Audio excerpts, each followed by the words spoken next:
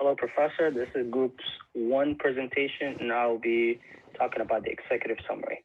The project management process requires a specific configuration that contains the project management documentation, project plans, project management methods, information exchange, resources for the project planning, and project implementation. These processes are undertaken in 5 stages, which include initiating, planning, executing, monitoring and control, and finally closing.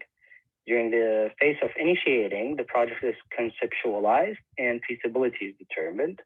In the planning phase, the project manager will create a blueprint to guide the entire project from ideation through completion. This blueprint will map out the project's scope, resources required to create the deliverables, estimated time and financial commitments, communication strategy to ensure stakeholders are kept up to date and involved, execution plan, and proposal for ongoing maintenance. If the project has not yet been approved, then the blueprint will serve as a critical part of the pitch. With respect to the other resources, the focus is usually on the time and costs estimates. Next is executing. During this phase, the project manager will conduct the procurement required for the project and staff the team. Execution of the project objectives requires effective management of the team members on the ground. Also, project managers are responsible for delegating and overseeing the work on the project while maintaining good relationships with all team members and keeping the entire project on time and budget. In monitoring and control, during this process group, project managers will closely measure the project's progress to ensure it is basically developing properly. And lastly, we have the closing. The closing process group occurs once the project deliverables have been produced and the stakeholders validate and approve them. During this phase, the project manager will close contracts with suppliers, external vendors, consultants, and other third-party providers. All documentation will be archived, and a final project report will be produced.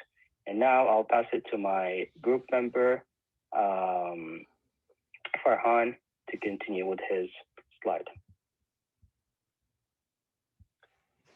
The project manager of McDonald's had to identify the attributes and constraints, stakeholders, and the tools that they were going to use. They were working on 3 different projects, which were the self-order kiosks, the phone app, and Mac delivery with Uber Eats. The project portfolio management helped organize and manage all these as a portfolio of investments.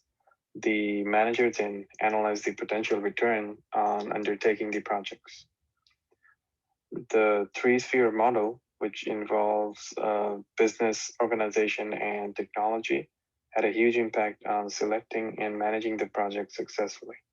It helped the project manager integrate business and organizational issues into their planning and look at the projects as a series of interrelated phases.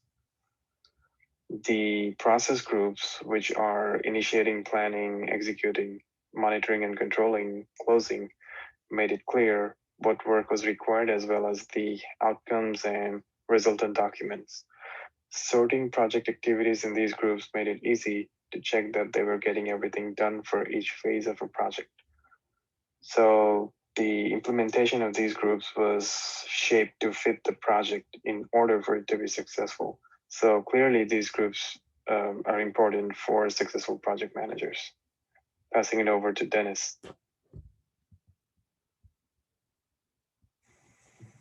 Starting off with Chapter 4, a successful project integration instance, the McDonald's case study demonstrated a high level of planning to put together to launch 3 unique technology services. Those services are kiosks, the McDonald's app, and integration with the Uber Eats app. This resulted in the need and development for the 4 phases of the lifespan of a project: initiation, planning, execution, and change control, which is the utmost critical for the success of any future projects. Chapter 5, a successful project scope in the case demonstrated as they were able to create a scope that was properly encompasses the future trends of their customer base. Involvement of users during the planning stage can efficiently help define the requirements and would greatly improve the success rate of future projects.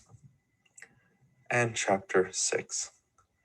A successful project time management instance in the case demonstrated careful timing of various tasks to ensure project deliverables, such as installation of kiosks to sponsor sign-offs. Such a careful timing can be used to help prevent rushed or over-timed future endeavors for such projects. Now I'm passing this over to Adi. Hi, my name is Adi, and I will be presenting slide 4 of our consolidated PowerPoint. I will very briefly be summarizing chapters 7, 8, and 9. For this assignment, we've analyzed the implementation of the prototype Amazon Go store. In 2016, Amazon designed a store that would require no human interaction whatsoever. In 2018, it was unveiled for the public. Through the use of sensors, cameras, and facial recognition, the Go store would auto-charge your Amazon account for whatever you walked out of the store with little to no human interaction at all. Chapter 7 is about costs. The primary cost for Amazon was the acquiring of Kiva Systems, which was a robotics and fulfillment company. The acquisition helped Amazon install the necessary systems and cameras. This in turn affected costs significantly by reducing the amount of revenue funneled towards employee salary. This freed up a lot of funds for other sections. Chapter 8 was about quality management. Quality assurance is a vital part of any company, especially prototype stores that are implementing a revolutionary shopping experience. Amazon can alter and improve its processes by listening to customer feedback, and over time, these compounding changes would result in an optimized customer experience. Chapter 9 was about HR and HR management in general.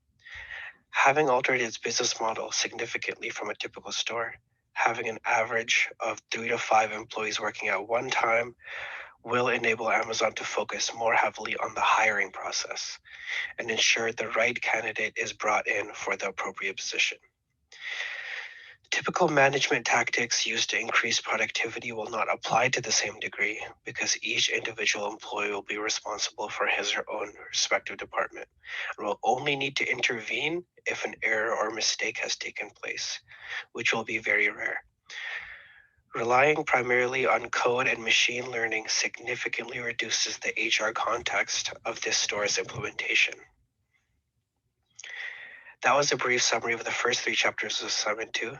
My group member Helen will now continue the presentation with the next 3 chapters. Thank you so much for listening.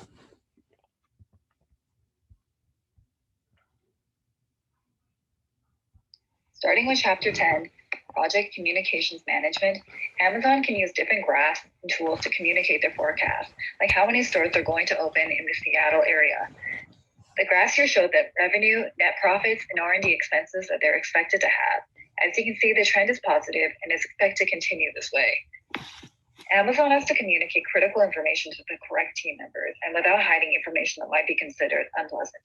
They could use communication channels with a minimal number, since the store is supposed to govern itself and have a small crew. Moving on to Chapter 11, Project Risk Management, Amazon had to anticipate many risk scenarios before starting their project. They installed cameras in their store for security. The different kinds of risk they should assess are market risk, financial risk, technology risk, and people risk. Market risk would include how Amazon fares against retail, their competitor. Financial risk would include the billions of dollars they invested in the project that may or may not have good returns. The technology risk would include how well their new system works, and the people risk would be if they have the right people to work on the project. The risk can be determined with brainstorming and stimulation and sensitivity analysis. Finally, I'll be discussing Chapter 12, Project Procurement Management. Amazon can use different contracts for the products they need to supply. For grocery items, they can use time and material contracts because there are many different options to buy from. For technology like cloud computing, it can use a fixed price or lump sum contract. Since they're buying from a monopoly, the price of the products aren't going to change. A statement of work and a procurement management plan could be made, and source selection criteria needs to be decided on before a formal RFP or RFQ is made. Then, the company can obtain proposals or bids from the sellers. As for the make or break analysis, Amazon could figure out whether they are going to use a service from an external source to upgrade their IT infrastructure or not.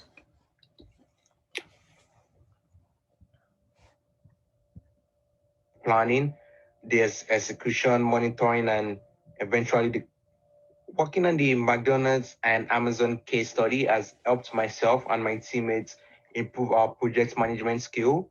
In both projects, we were able to understand how the project started from the initiating phase all the way to the planning. There's execution, monitoring, and eventually the closing. And this boils down into different branches. It helped us understand how to effectively manage people during the project.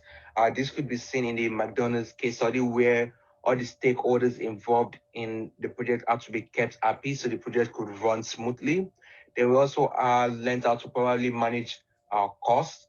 In the McDonald's case study, we see how the cost they incurred at the beginning of the project started with only 2 kiosks. They decided to start small rather than start big. So that way, if the project turns out to be a dud, they won't lose as much money. Also, with Amazon Go project, the only cost they incurred while developing the project, aside from buying the equipment and the stores, was buying out Kiva systems and using their robotic fulfillment system to make their project a success. Also, we also learned great time management skill from both projects. The McDonald's project was very time sensitive, as it involved disrupting a location and like creating out a space in a location. And we learned how they had to get everything in place before they actually go into a store, so they could just install the kiosks in the little amount of time as possible and get business running. So that's something very important we learned in the McDonald's case study, how to properly manage our time while working on the projects. And we also learned proper risk management skill from the Amazon Go project. Uh, though Amazon Go project involved a lot more risks than just technology risks, we learned how they were able to plan ahead of time to bypass the financial risks, people risks, market risks, and also technology risks while creating the Amazon Go project. They had different system in place to bypass their security. So they had multiple cameras to probably monitor the people and the products they have in place. So these are just some of the skills we learned and we'll be able to acquire while working on both case studies. Thank you.